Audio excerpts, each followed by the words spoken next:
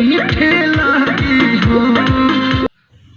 guys, welcome back my another video. আপোনালোকে যদি heavy বেছ বিচাৰি আছিল তো আপোনালোকৰ বাবে ভাল খবৰ আৰু কি কোম্পানীৰ হেভি বেছ আজি আপোনালোকক দেখুৱাম। এতিয়ালৈকে লঞ্চ কৰা নাই।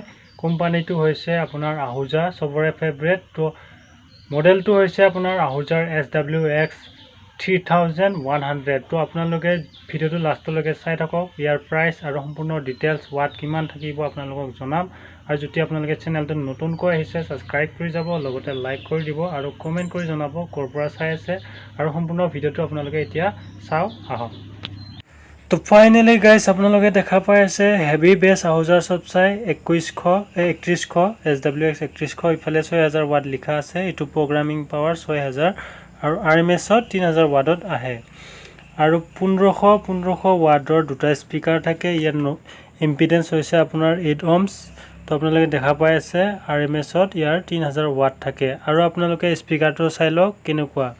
স্পিকাৰটো হৈছে এয়া আপোনালোকে দেখা পাইছে L18 SW 1500। ইয়াৰ প্ৰগ্ৰামিং পাৱাৰ হৈছে 3000 ওয়াট আৰু আপোনালোকে দেখা পাই আছে ইয়াৰ ফ্ৰিকুৱেন্সি হাৰ্জ হৈছে 33 to 250 হাৰ্জ আৰু আপোনাৰ ইয়াৰ দীঘল হৈছে 4 ফুট আৰু ইয়াৰ যেটো প্লাই আছে 18 mm প্লাই ধুনিয়াকে দিছে আহুজাই।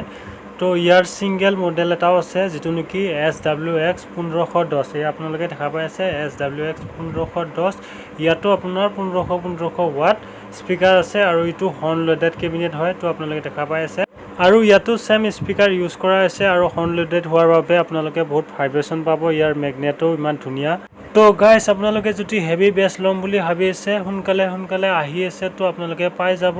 আহুজাই আমাক সাৰপ্ৰাইজ দি দিলে। তো আপোনালোকৰ এম্প্লিফায়াৰ দেখুৱাই আছো NX Audioৰ MT2201। তো আপোনালোকে দেখা পাই আছে এয়া হৈছে MT2201 পাৰ চেনেলত 3600 ওয়াট ফৰ্মছত পাই যাব। আপোনালোকে এটো হেভি পাঞ্চ যদি পাব বিচাৰে তেনেহলে এম্প্লিফায়াৰটো ইউজ কৰিব পাৰে, নহলে ষ্টুডিও মাষ্টাৰৰ DA92 D ক্লাছ এম্প্লিফায়াৰ এটো হেভি পাঞ্চ পাব, আপোনালোকে এটো ইউজ কৰিব পাৰে।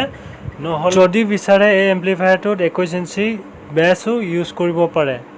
আৰু বাকি থাকিল আহুজাৰ SWX 1510। এটো ইউজ কৰিবৰ বাবে আপোনালোকে আহুজাৰ XDA 7002 D ক্লাছ এম্প্লিফায়াৰ এটো আপোনালোকে 8 ohmছত পাৰ চেনেল 1350 ওয়াট পাব, এটো ইউজ কৰিব পাৰে।